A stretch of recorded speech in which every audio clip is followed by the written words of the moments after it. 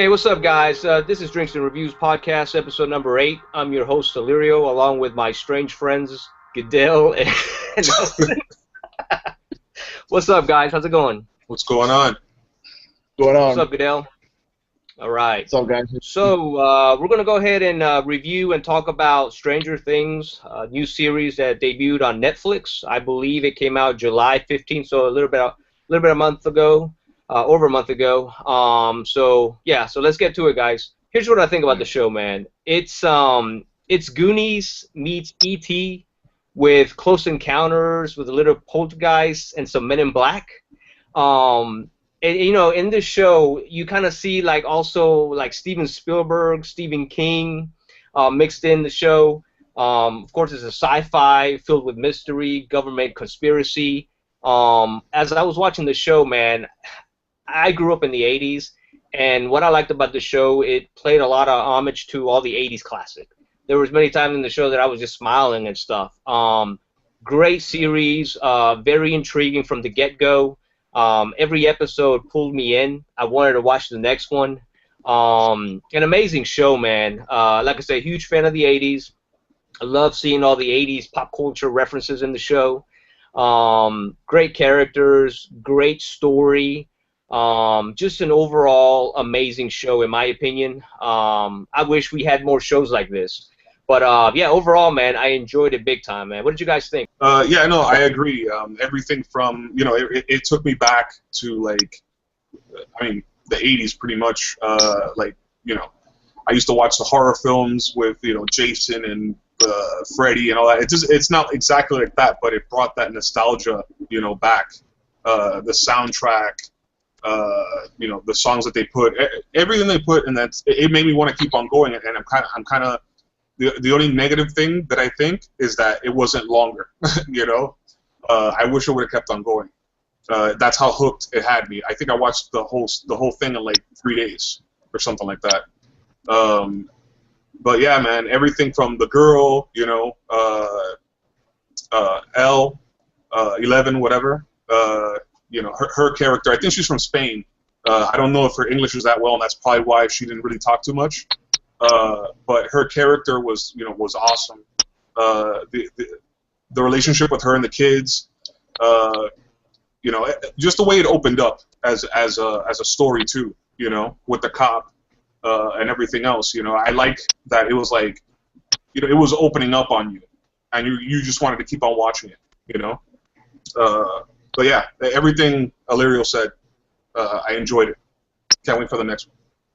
What do you think, Adele? I mean, I 100% agree with you, Illyrio, and you too, Nelson. I mean, like I said, I think the movie, it has its light and its dark side of the 80s, which I just loved it. I love the fact, I mean, you have good movies. They're coming out now. And you have good, you know, like good pop culture stuff that's starting to be created now, but you can't beat the 80s. The 80s, it came out with some great movies. They came out with great music. I mean, the light side of this show, like I said, like the films like Lucas, E.T., Karate Kid, Goonies, meets. It goes in that realm. You know? Yeah, like in the whole light side, and then also it just turns into like Poltergeist, Exorcist, Firestarter, you know, and like even the whole genre, like based on even the movie Stand By Me, you know, you got those that group of kids. It just had all those movies like all put together, and it was just great. I just loved the fact how it just flowed. It wasn't like it was just being pulled to different directions. I mean, everything they did, even though it referenced all those other type of movies, those other styles, it just flowed throughout the whole series. And you're right, Larry. I watched it. I had to stop watching it because it was already like midnight or almost 1 o'clock in the morning. But when we started, my sister and I started late. We started like around 7 o'clock at night, and we just kept on pushing through to like 6 episodes. And then the next day, I couldn't wait to get up the next morning just to watch the last 2 episodes. And, I mean, the music just brought me back. Even I was watching the Goonies the other day, and it was just like, it felt like I was still watching Stranger Things. Like, it was just that type of genre, that type of style. You know, nobody's really hit it. Like, I mean, the 90s was great, you know, and the like I said, the movies that are coming out now, they're awesome. But they're just something about the '80s, the way the style. You can watch it. It's timeless. It's just timeless, and I really enjoy the show. I think when they try to capture '80s now, it's kind of hit or miss, and mostly miss because there hasn't really been anything. But I think these guys got it right. It wasn't forced. Like I said, it was like opening up. Even they even had like certain things that were CGI'd into the show, and it was still felt like an '80s film. If you look at '80s back in the day, like you've got people dressed up as these monsters. You got people dressed up as certain, like it looked kind of like puppet. They had like puppeteers and they had certain things going on. Even though they had some of the technology for today, it still was. You didn't notice it. Like it didn't feel like it was this. It never felt like this show was never an '80s. Even though the time period was in the '80s, but the whole feel of it was still an '80s show. An '80s. Yeah. Oh, I loved it. I mean, I'm watching it again. I hope they stay. I really do. I hope they stay in the '80s for season 2, though. I don't want them to jump to like the '90s or something. The second season's supposed to be, so it should be the same flow. Hey, I enjoyed the show so much that I had to go get me some Eggos, bro. Really? Is that what you're eating, bro? Hey, if the one thing about this show, man, Elle kept eating Eggos throughout the show. If I would have been her, man, I would have asked for some syrup, bro. Another thing, like, this thing's really hit hard, man, because a lot of the artists I follow on Instagram, like, they all have done a piece on Elle and the monster thing. I forgot the name they were giving it, but they changed it out from Dungeons and Dragons, but it's just references the creature. It's casted as creature. Well, even that monster. That's why when I was telling you guys to the chat. Doesn't that monster kind of remind you of what The Last of Us? What they eventually turn into? Yeah. Yeah. Yeah. Yeah. It was pretty good. Let's talk about now the music, man. The music to this show is just so good, man. I'll tell you, just from the get-go, the intro to the show. Yeah, the theme. That synth music to the opening theme. I don't know about you guys, man, but when I was watching this show, after every episode, it shows you a little bit about the story, what's going on, and then it kind of cuts off, and then it starts the intro. Yeah. It's one of those intros where you don't even want to skip it. Yeah, exactly. It sounds so good, man. Yeah, analog synth. Yeah, definitely. It's true. Even though you just watched that episode, you already know what happened. You didn't care because the music just made it look like it was like a whole different thing going on. Like, it was just great. Yeah, very, very catchy. Yeah. Hey, let me tell you guys something else about what I read about the intro, man. Is that the company that made it, or the studio, is called Imaginary Forces, and they made the intro sequences to Boardwalk Empire, Mad Men, among other shows. And what was interesting, I don't remember where I read, it was an article, I think it was on either IGN, I can't remember what website it was, but what was also interesting about the font, or maybe it was on YouTube, but the font they used for this intro, man, is called ITC, I may be messing up the word here, but Bengite or something like that. And what's interesting about this font, it's also the same font used by Paramount FBI piracy warning since 1995. Really? Oh, yeah. That was interesting. It's used on in other films too. Right. Yeah. Overall, though, the music, the soundtrack to this show is really good, man. Yeah, I wanted to do research on the actual guy who produced the intro itself, because it was interesting, like just the sounds that they used. I know the nostalgia now for the musicians now are using analog synths, or analog or modular synths, I should say. And this is like an example of where it works like perfect, Right.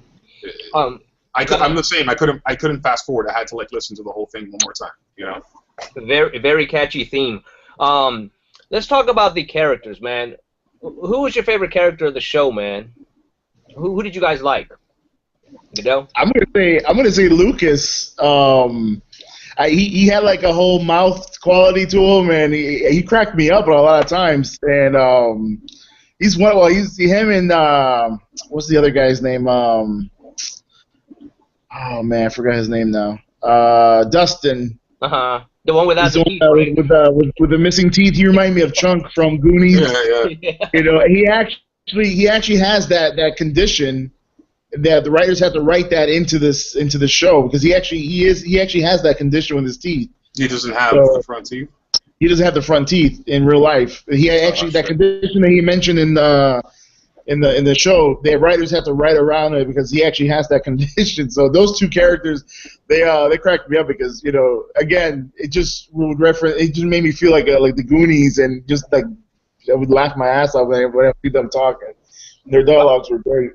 To piggy off of that, Goodell, I'm gonna have to agree with you, but to me, it's actually all four kids, or all the kids in the show. I think the way they all acted together as a team, as a group. While watching the show, I kept thinking about the Goonies.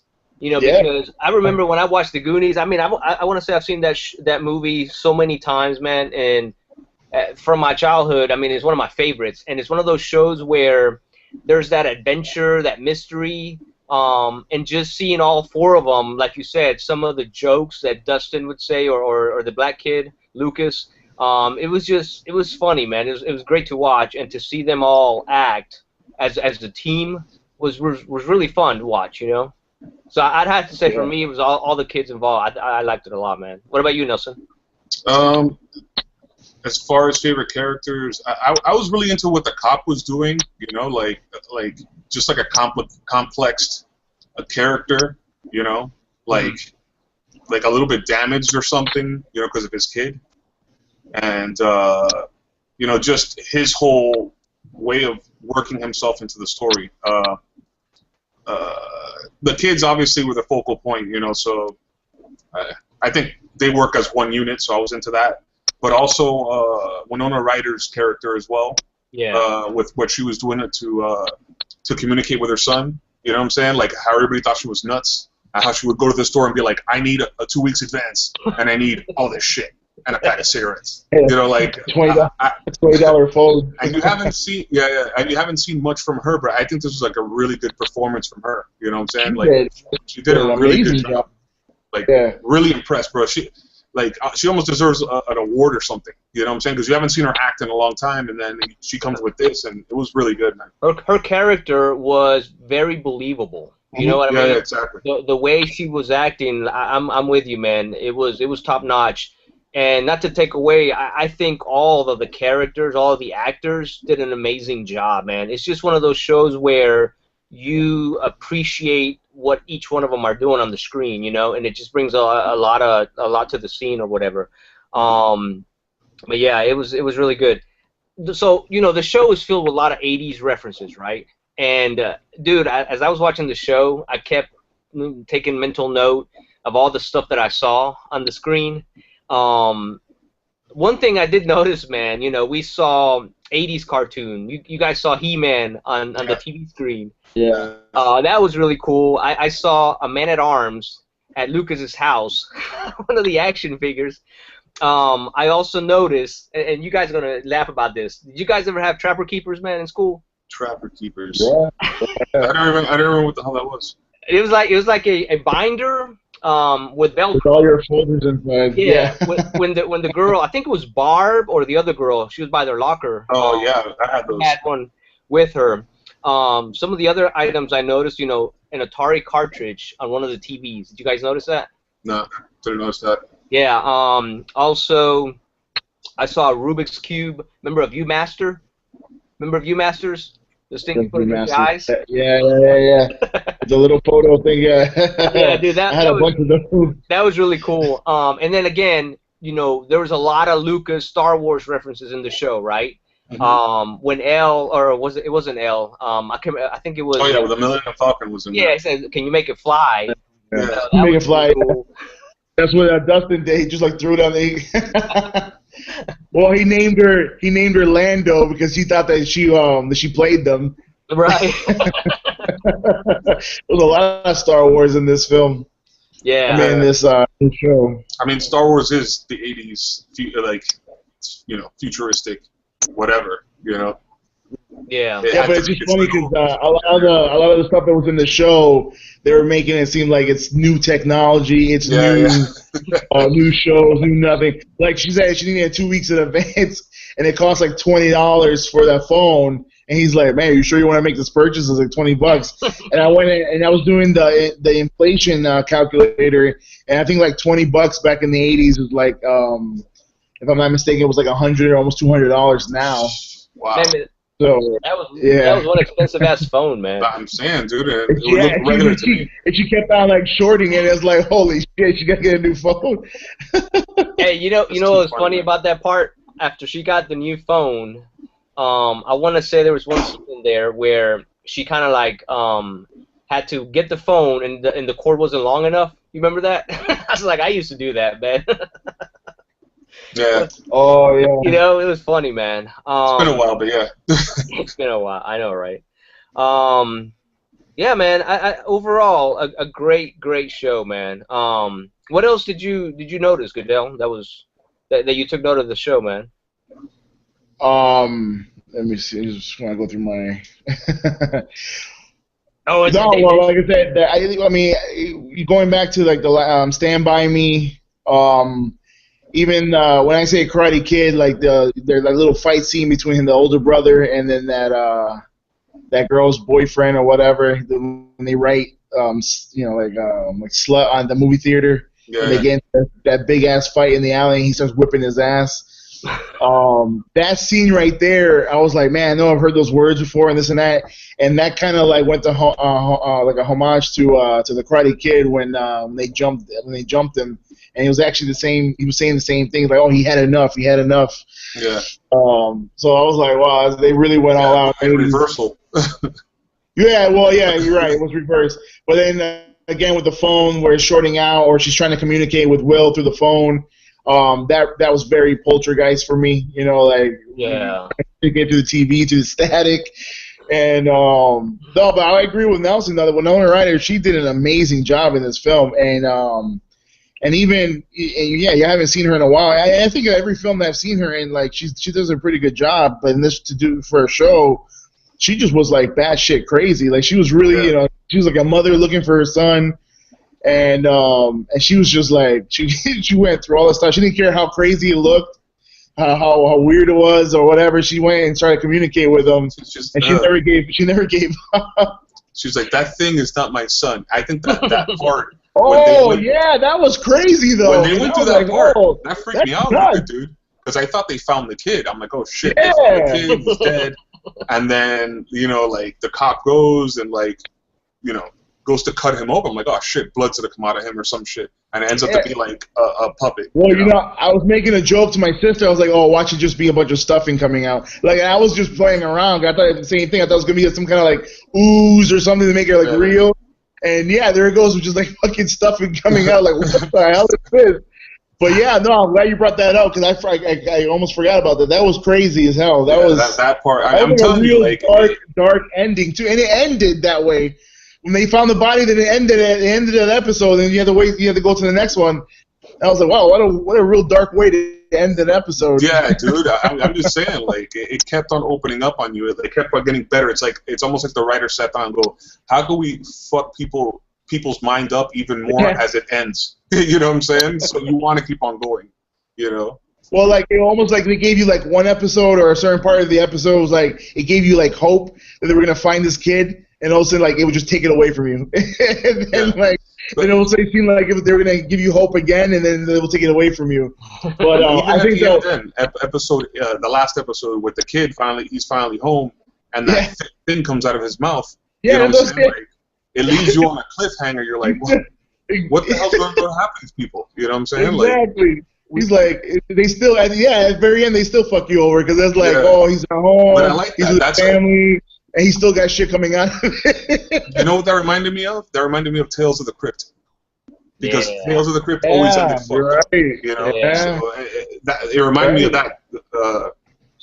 And actually, I really like Tales of the Crypt. Now we gotta wait for season 2 to see what happens, man. Hey, I wanted to also ask you guys, what did you guys think, or what was your favorite moments of the show?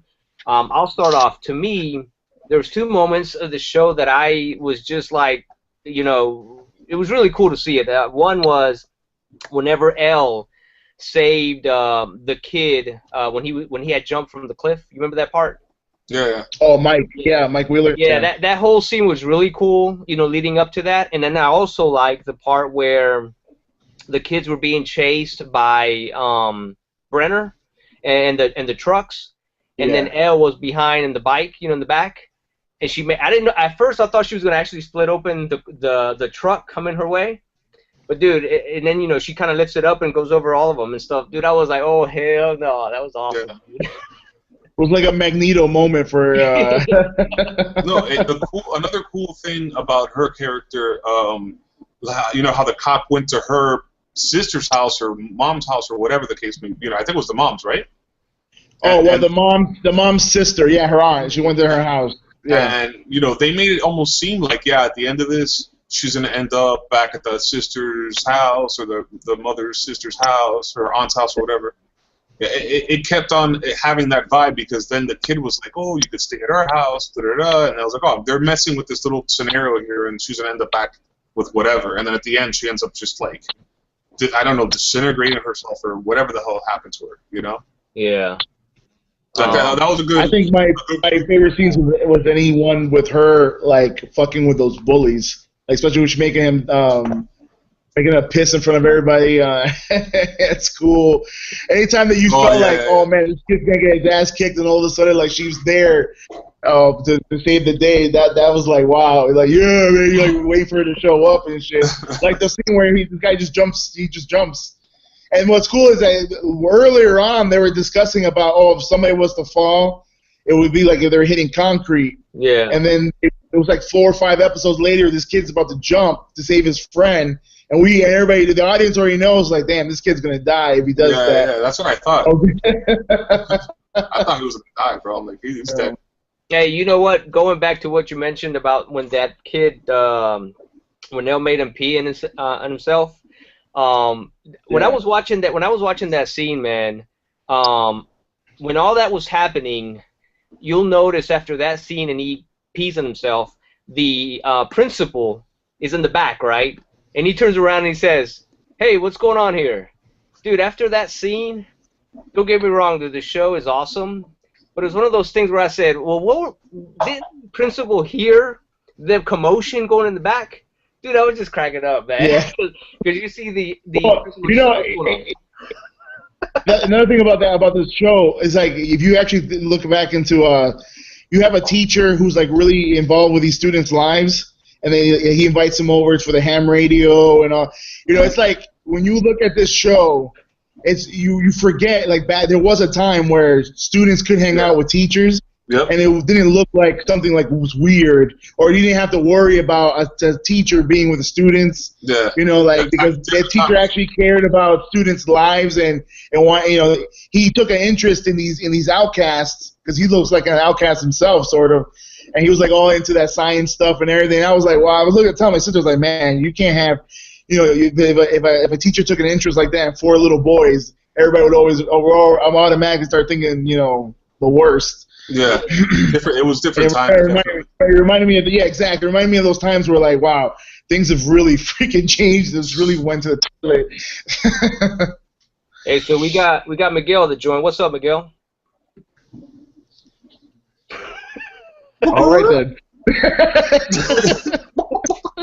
Hey, Miguel, can you hear us, man? All right, good job. All righty then. Hey, welcome to the podcast. We'll add his part later. We'll add him later. I wanted to add something else, man. Since we're huge comic book fans, did you guys catch when all the 3 kids were looking for his friend in the woods?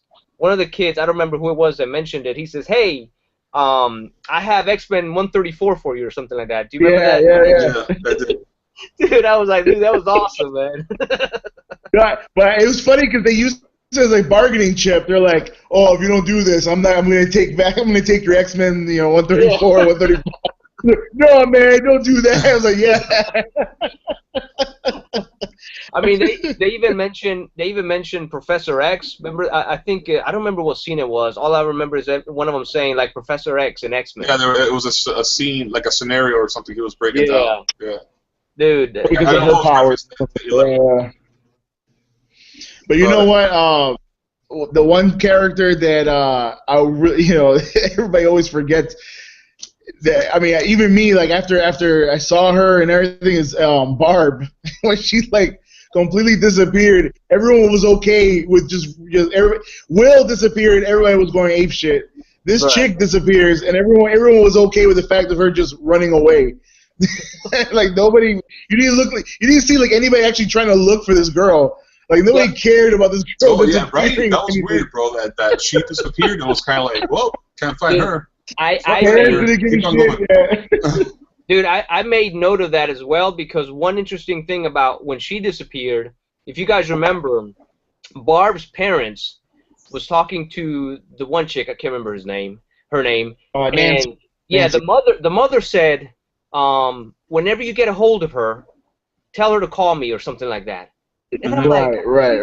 Like it's all good. That was it. Worried about her, man. Yeah, that was it. Yeah, exactly. Well, see, that's what I'm saying. Like back then, that's why it's funny to watch these things now, because you realize, like back then, you could tell your parents, like, "Hey, I'm sleeping over at so and so's house," right? And you ride at like 8 o'clock, 9 o'clock at night your bike, and you were okay. And you were at your friend's house, and you could be in hanging out all night playing games or reading comic, whatever. Right. And then so for somebody to be like, "Hey, just have him call me back," and no one was like worried. But what just cracked me up is like she disappeared, and people just accepted the fact that she was like, that's it, she's gone. She just ran away, like, hey, and no one mentioned it. Her parents never. You don't see her parents again. Her parents never freak out. Her parents, I was expecting her parents to come to her friend like, "What the fuck? You were supposed to be with her. What happened? Blah blah blah." And no, you didn't see any of that. Yeah, it was a very mellow disappearance. Yeah, because I think the chick has said, you know what? I think she's at the library or something like that. And the mother said, "Oh, okay." Yeah, that's like exactly like okay. I mean, even though the show is supposed to be in a span of 6 to 7 days, right? So it could have, maybe the time frame was like that, but it's still, I don't know. I read an article that I think it's Mike Duffer, one of the creators of the show, had mentioned that he doesn't think she'll be back for season 2. Honestly, though, man, I don't even know the point of her character in the whole story, because I don't miss her, man. No, but anything with her, she died, bro. No, she's dead though. They were gonna show her. And everything. They were talking about like, maybe like in flashbacks or something. But I think her point of being in I think her point was just to get killed and just be able to show you like her blood was to attract the creature. Right. Oh yeah, that when the blood spilled, that the right. So one person had to die just to be able to bring that part out. Like okay, so that's how you bring this guy out. With blood. Well, you know what? Now that I think about it, man, that's a good point you made, man. Yeah, that makes sense. Yeah. That's like a homage to Jaws. Like blood into the water. Yeah. Hey, so to me the show has it's a good plot, a good story, good writing, I think. But there was a few things I took note of the show, man, that I just wanted to bring up, that I was just like thinking, okay, why? Here's 2 things I wanted to bring up, man. So, for one, I don't have experience catching monsters, right? I've never caught a monster or anything like that. So in the scene. Where's this conversation going? I'm about to tell you. Listen. So when they were in the house, right? Remember when they pour the gas to try to catch the monster? Yeah. Oh yeah. Dude, why don't you pour gas when you're out of the house? Yeah. I mean, but they got the fire extinguisher. I know, dude. I was just cracking up, man. I was like, oh. Dude, but the fact that it's true what Lyra was saying. Like, none of us have experience catching monsters, and yet they seem to have this intricate traps and know how to do all this shit. And out of like the blue, and just be able to catch, they caught the flaming, but they were able to get it to where it just concentrated on that one part of the room of the house. And I'm like, I know if I would have done that. I would have done that. My whole house would have caught on fire. Right. I like when they were running to the room and the boyfriend jumps over the trap like, oh shit. Yeah. But he's like, what the hell's going on? Yeah. You know, one of the things I was reading about this show, though, it actually was rejected 15 to 20 times before Netflix actually picked it up. Yeah, it was actually rejected. But rejected by Netflix? By all kind of networks, different people on Netflix is the only one that picked it up. And That's it actually awesome. it ranked #1 in the very first week that it came out, debuted in the U.S. No, but see, that right there is awesome when, you know, somebody has an idea for a show and then like it gets rejected and nobody wants it and then they make it big, bro, and everybody wants to see more. And then it's I love hearing those stories. You want to that's like laugh at the people. You go and tell guys like suck it, you know. Yeah, exactly. You want to. You know we're gonna win awards. You want to laugh at the people who didn't invest in it. Oh yeah. You know? Yeah. I want to see. You know, I wish they would have like a tape or a video like these people's reactions when for the show that they rejected. I love that. I just love it. Yeah, definitely. Yeah, I read that same article, Goodell, and when I saw that, dude, I was like, wow. You know, how could you hear a pitch for a show like this and say, nah, that's gonna suck or whatever? You know what I mean? Yeah. I just don't get it, man. And it seems like you hear a lot of these. You know, it's not the first time a show has been rejected by many networks. The problem is that shows or networks or whatever producers or whatever, they'd rather go with the safe route of something that's been done before. Mm-hmm. And look how that's working out. You know, with Ghostbusters, let's say, for example, even though it was a great movie, it didn't really do good in the box office. But people are doing that. They're rehashing. And it's like, dude, something new. You know what I'm saying? Even though it's not new, technically, but it's a good melding of different ideas into something new. You know what I'm saying? And I think people are those companies or those whatever investors are scared to take a risk. You know what I'm saying? But I think they need to because, dude, you know, I think Jason Momoa is going to do the Crow, a remake of the Crow. I don't know how that's going to work, dude. You know. Yeah. The original to me is like one of my favorite, you know, top 5 movies. You know. So you know they're playing around with stuff. They should give more opportunities to these directors or writers to do different stuff like this. You know, look at the reaction. You know, the only thing I wish the series would have been longer than 8 episodes, man, because 8 episodes went too fast, man. I actually made it last a little longer. I didn't want to watch them all at one time. I actually watched the show with my 9-year-old, and it was cool to see her get scared a few times here and there, man. Hey, but that's what I'm saying. There were moments where you felt like it was Goonies, E.T., that kind of like, you know, family friendly, and then all of a sudden it would just turn into a Stephen King film, or like Poltergeist, Exorcist, even Firestarter. Like Elle's character reminds me a lot of Drew Barrymore's character in Firestarter, even with all the equipment on her head and her powers and everything, the government using her for testing and everything. That's very Firestarter. Dude, I haven't seen Firestarter. Yeah, well, that's what I'm saying. And then the group of guys, you know, it's very Goonies. It's very Stand By Me. So then when you see those two, you never really think about putting those two together. But then when you see this movie, just the way they meld it and flows, it's really cool. They really did a great job with this show. And then you're right, 8 episodes was way too soon, because the last episode that could have easily been like a 9th. You could have easily transitioned that into like a 9th episode or even a 10th. Yeah. Hey, Miguel, what's up, man? What's going on? I apologize about the technical difficulties. That's right. We know you're using a Mac. Yeah. Hey, so what did you think of the show, man? Did you like Stranger Things? It's one of the few shows that has come out recently that my entire family can watch. Netflix has this thing where a good show will come out and you absolutely want to binge and watch every single episode in one sitting. And I had to force myself not to watch every single episode. And I mean, I enjoyed it for the kickback with the 80s. The music is fantastic. The whole mystery sci-fi had a little bit of Twilight Zone You know, mixed with you know, like a whodunit detective show. So it hit me good because, you know, grew up in the '80s and enjoyed stuff like that. You know, Creep Show and all that other good stuff. Yeah. And for my wife and daughter, it was just a really good way to introduce them to like a true mystery. So, I you know, Elle, and you know, it's it's one of the few shows that everybody got excited about. Hey,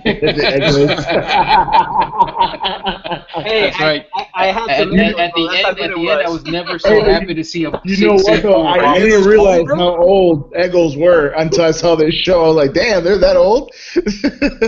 Yeah, you eating those cold? No, I actually put it in the oven. Hey, you know what I was looking for? I had some goggles, some safety goggles that I was gonna wrap up in some of the masking tape. Unfortunately, I couldn't find the goggles, man. Otherwise, I would have put them on. Hey, Goodell. So who was your favorite character of the show, man? You mean Miguel? I mean Miguel. Sorry. There we go. Who was your favorite character, Miguel? It's You know, tough. I'll start with my least favorite character. I hated the black guy. Oh, really? He was annoying, man. He was so annoying. The little black kid, I forget his name. Lucas? Oh, Lucas, that was my favorite. That was my favorite character. You were lying. You were lying. He was so annoying. To be honest with you, I agree with Miguel on that one. He was pissing me off. He was so annoying. He was talking so much crap. He was the skeptic. He was, you know, and I get it. You need someone that antagonizes the situation, but he was so annoying to me. He was so annoying. He reminded me of you, Miguel. He reminded me of you. I agree. I totally agree with that one. Our crop circles conversation. Exactly. that's why Miguel didn't like him. It reminds him of him too much. It's a moment of self-reflection. He's like, but he's just like changing. No, but you know, like if you look at all the other characters, you know, he was the one guy that wasn't a bad guy that was just annoying to everyone else. He was practical. He was very practical. He was what? He was just very practical. Like he was more logical of the entire group. Like everybody else was like way too willing to follow Elle, and he's like, "What the hell are you guys doing?" Yeah, he's like, into her. That's why. Yeah. No, and I get it, and you know, comparisons will at least for me are happening with Death Note, where you know everybody is definitely looking at one character and going along with one character, but then you got you know the other guy on the other side, and he's like, I don't know, guys, that there's a 3% chance that he's Kira. So. Yeah. Isn't it funny how we watched two shows back to back with people called Elle? Man, yeah. That is funny, dude. And Death Note, man, I'm on episode I think 33 now. I mean, I've been binge watching the hell out of it because I want to see what's gonna happen. Yeah, I'm on 20 something I think, or 20. I haven't even started yet, man. So hopefully I'm still on episode 8. You have 11 days. You have 11 days. It's gone on the 31st. So binge watch the 22 minutes an episode. But it's on Showbox though. You still can watch it on Showbox. Yeah. So hopefully I can get through them and we can talk about it next week. I think you'll like it, dude. I mean, ask these guys. Like I've seen it before, but it hooks you. It's not an action. It's a psychological thriller. You know. Absolutely. Good versus evil. Who done it? Yeah. You know, it builds the story in such a good way that I mean, you will be absolutely hooked. Yeah, definitely. I think you'll like it, Illyria. Okay, I'm gonna check it out, man, so we can hook up next week and talk about it. We're for next week. Yeah. 37 episodes, dog. So good luck with that one. Yeah. It's 22 minutes apiece, though. Hey, so I keep saying Miguel. So what did you think of all the '80s references in the show, man? To me, with the whole '80s reference and I mean, it started with the music. You know, right. It started with seeing the you know the neon letters, and then you have that heavy bass, you know, electro whatever it is. Nelson can probably speak to it better than me, but I mean, it was, I mean, that right there puts you in the mood where it's like, oh yeah, I'm about to get my, my fat laces, my Adidas, break out the Super Nintendo, and yeah, this is back in that time. And then just seeing, like the linoleum walls, the ugly ass sneakers, the heavy carpet, all the ugly ass pants, looking at the girls in them jeans that look just like, up to their, like you wear them jeans today, you poor. But all of Well, that they were in Indiana too, so they still dress like that.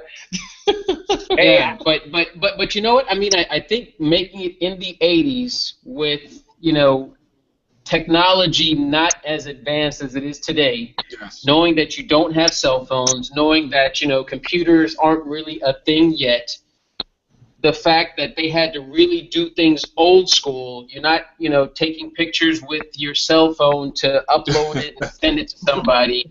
The guy had a friggin', old-ass DSLR, and he had to go into the basement of the school to develop film and had to crop it and do some sort of chemical magic in order to get, a blurry-ass picture of a monster. I remember doing that in school.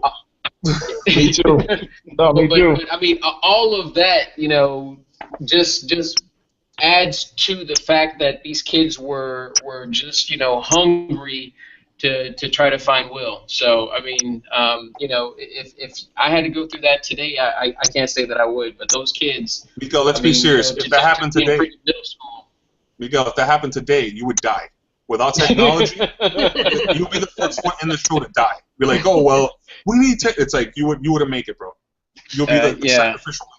Nah, hey, if Miguel went missing, we're not gonna go look for him, man. Oh, yeah, he's dead. The thing is, you can't tell.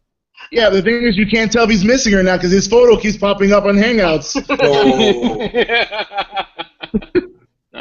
Hey, if he went missing, we'd be like, man, let's go find another Miguel. Honestly, if he didn't take his cell phone, dude, he's dead. Yeah. No, but I agree with Miguel though. Like all those, you start seeing all these kids that don't have technology. They actually like interacted with each other. You actually had to go to your friend's house and play games. You had to go to your friend's house and actually talk to each other. The family ate dinner together. Like it wasn't. I actually they barely had TV. So it's so interesting to watch the dynamic how it is today.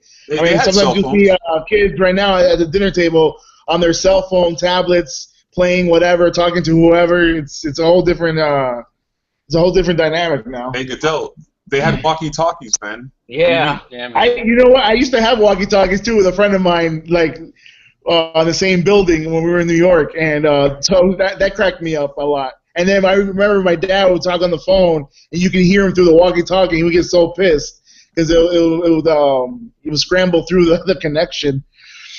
I'm not gonna lie, man. I miss the '80s, man. I do. So much memories, man. If I could bring my cell phone to the '80s, it would be good. Cell phone to the '80s. Oh man, what it is to go outside and ride your bike, and you could be gone all day, and your parents didn't have to worry about you just come back, or you may be a little dirty or whatever. You're out there playing all day. Yeah. I get on a bike right now and forget it. I probably can't even make it down the street. Hey, no, go ahead. No, I was gonna say that the whole dynamic of them hanging out, starting off the show with them in the kids' basement and setting up the story based on the premise that they are already into the whole Dungeons and Dragons and monsters and that whole kind of lore, and not knowing where the story is going. That's what hooked me, because it's like, wait a minute, is it one of these Twilight Zone things, or Creep Show where the board came to life, and then it started with the whole Men in Black stuff, and I'm like, wait a minute, I thought it was something else. Exactly. Let me ask you guys this, man. I don't know about you guys, but every time I watch a new show, to me, I know sometimes you gotta watch a few episodes before it actually piques your interest. But Right. I like it when a show starts off with the very first episode. It just starts off with a bang. You know what I mean? With this first episode, man, I was hooked. And I like it when shows are like that, man. I know some shows start off really slow. It'll be about 3-4 episodes before it actually starts getting interesting. But this show, from the get-go, you know, you have that guy running through the hallway trying to get to the elevator. Just from there, you're like, what the hell's going on? You know what I mean? And that was very intriguing, and it just got me hooked from the get-go, man. How are you guys when you watch a new show, man? Does it catch your interest and you continue watching it with the first episode, or do you got to wait and see how it goes with 3-4 episodes, etc.? I'm gonna say like Gotham, for example. Like I'm not gonna say it had me. It really didn't. I was just, and I don't know if because I'm too used to the Batman lore the way it is that I couldn't stay hooked to that show. So like after like episode 7, I was like, all right, I can't do it. You know, I'm pretty sure now it's probably better, and you know, Goodell could elaborate on that. But I'm the kind of person, when I really like a movie or really like a show, it has to capture me. It has to captivate quick. Or I'm just like, oh, I'm not gonna wait till episode 27 and be like, oh, this is the best show in the world. It's like, you know, unless there's that rare occasion that the show does get good in episode 10, you know, which is rare. I'm gonna bring back Death Note, for example. Once you start watching episode 1 and you seep into episode 2, I think it's like a vampire. It has you hooked. You know, it's deep in your vein. And you're like, I gotta keep on watching this. Dale, were you hooked from episode 1, man? For what? For Stranger Things? Yeah. Yeah, no, most definitely. And I do like shows that do that. Like Netflix has actually been pretty good with their series. Like I love House of Cards, Orange is the New Black, Bloodline. They've got these shows where, you know, they're really great with drama now. And so I because I know that they have gotten some great shows. This show, if it didn't catch me in the first episode, I still would have given it a chance to progress. But I've had shows where, like maybe the first few episodes is like completely sucked for me, and then I just left it alone, never watched it again, and all of a sudden I got back to it, and it's like season 5, and it's like, wow, I guess the show got better. And I would go back and then start watching from the first season and then playing catch up. But yeah, I love it when they catch when you're able to hook me on the first episode. And Netflix has been doing pretty good at that. The Netflix has a lot of good shows. Yeah. What about you, Miguel? Were you hooked from episode 1, man? Yeah, I mean, episode 1, right from the beginning, to me, I mean, it had me. You know, the whole nostalgia again. I mean, the opening credits were good enough for me. But if it didn't hook me in the first episode, the only reason I would hang around is if, you know, like you guys would say, hey, you know what, you need to wait. You gotta wait till it's 7. Other than that, yeah. I mean, other than that, I really don't stick around. I mean, just because there's so much on now that there's no reason to suffer through a bad television show. To tell me I didn't have a DVR, Netflix, Hulu, Amazon, HBO Go. I mean, there's too much in the queue to watch right now. So if it's garbage, then there's no point. That's true. Yeah. All right. Did you guys have anything else to bring up regarding the show, man? No, I mean, I think well, at least what I wrote down, we touched every topic that I thought. Yeah, definitely a great show. If you haven't seen the show, definitely check it out. Again, it debuted about a month ago, 8 episodes on Netflix. Make sure you like and subscribe to our channel so you don't miss our next episode. Until then, have a good one, guys. Earlier, what are you doing, bro? You're gonna. Hey, I should have had this on when I was talking about Captain America. Yeah, you should have. What other toys do you have back there, bro? What other props you gonna bust out? I don't know, man. I'll think about it next time.